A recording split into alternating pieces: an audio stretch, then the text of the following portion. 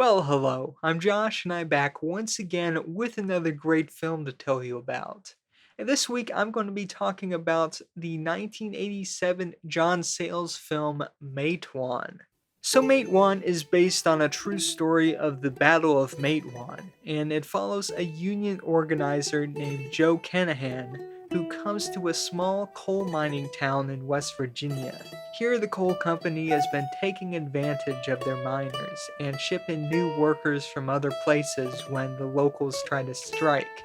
So, when a new group of African American workers are brought in to try and add division between the miners and make them fight amongst themselves, Kenahan tries to unite them all against the company. So, the town of Matewan is found in Mingo County, West Virginia, and was actually the home of the Hatfield family of the famous Hatfield and McCoy feud. And the sheriff of that town at the time was actually a descendant of the Hatfields. His name was Sid Hatfield. And he was actually one of the few sheriffs at the time who was known to stand up against the coal company in defense of the townspeople.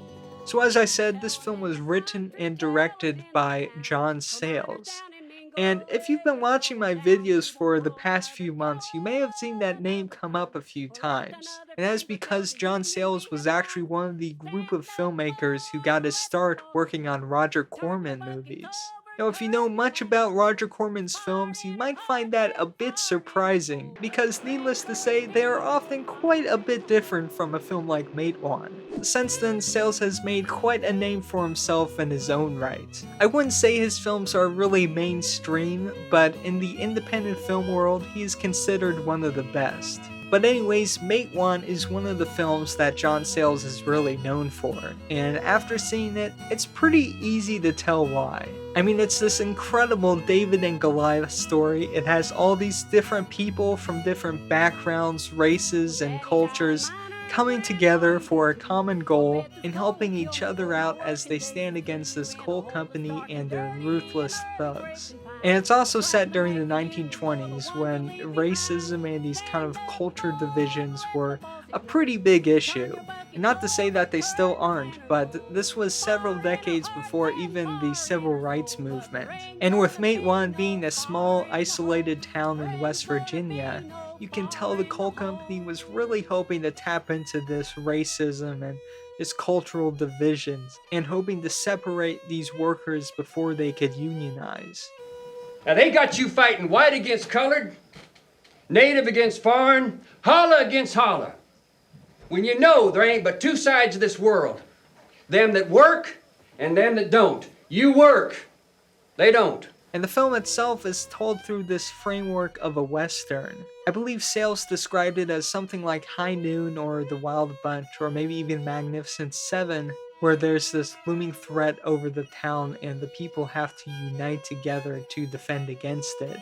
And despite this big connection, Sayles also wanted to make sure that the tone was much less romantic and nostalgic than your typical Western.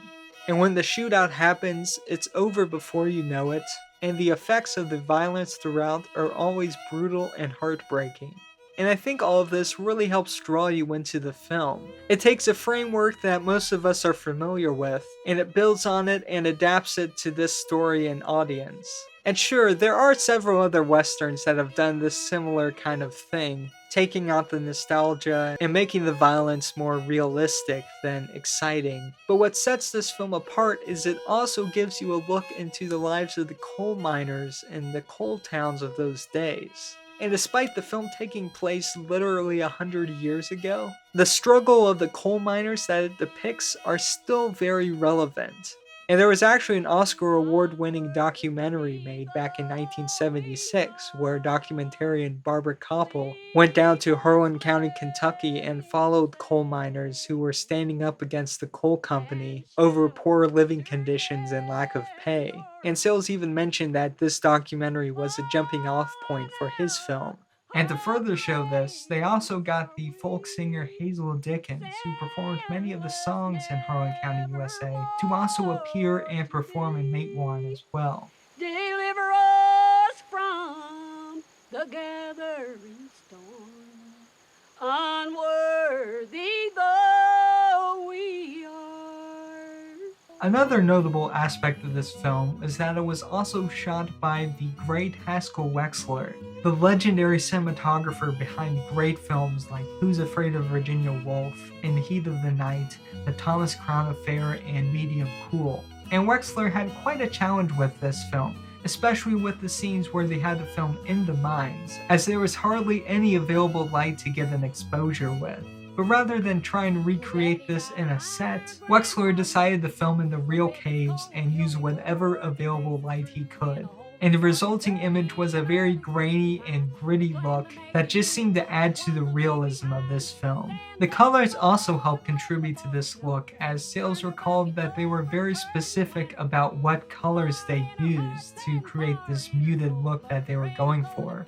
And this film really does have a distinct look to it, and I just can't get enough of it.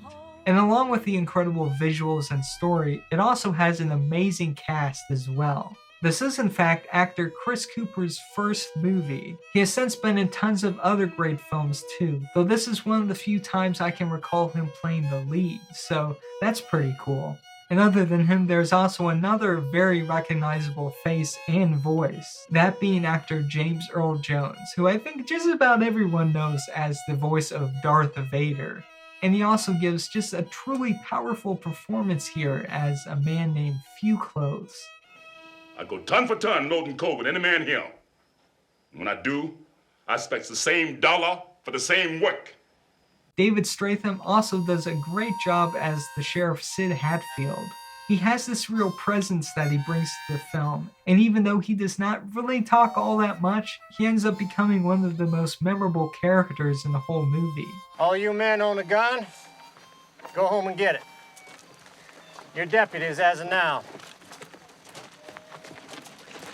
Rest of you people stick close. We'll need witnesses. And there are tons of other great performances and recognizable actors throughout this film as well. In fact, I don't think I can think of any that weren't completely incredible. Just in the fact that after a while you kind of get lost in the film and almost forget that these are actors acting. So if you'd like to watch Matewan, it's available on all the usual streaming sites as a rent or buy option. And physically, you can get it through this great restoration done by the Criterion Collection. The film looks great, of course, no real surprise there. I've been using clips throughout this entire video, so we've already got a little idea of how good it looks. And it's got some great bonus features on it too, including a very nice commentary track with director John Sayles and Haskell Wexler. So now for the comment question, I'm wondering, what is your favorite film that's based on a true story? Be sure to write your favorites in the comments section below and start discussing. Hit the like button if you like this video and subscribe if you want to see some more of these. Be sure to keep watching movies and I will see you again soon.